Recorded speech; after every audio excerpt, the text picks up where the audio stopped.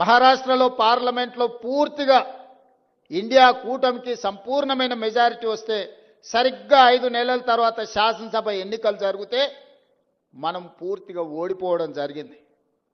ఎందుకు ఓడిపోయినామని విశ్లేషిస్తే 1 కోటి ఓట్లు మహారాష్ట్రలో కొత్తగా చేరినాయి 4 నెలల్లో. నేను అడుగుతున్నా, 4 నెలల్లో ఏ రాష్ట్రంలోనే ఏ దేశంలో అయినా 1 కోటి మంది పుట్టగలరా? ఒకవేళ పుట్టిన వాళ్ళకు ఓటు హక్కు వస్తుందా?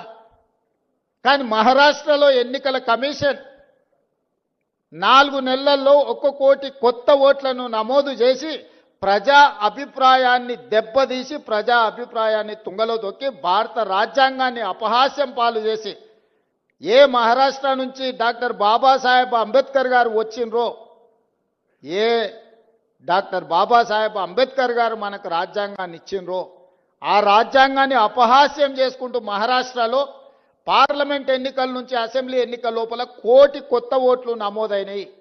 ఆ దొంగ ఓట్లే మహారాష్ట్రలో బీజేపీ ప్రభుత్వాన్ని అధికారంలోకి తీసుకొచ్చినాయి.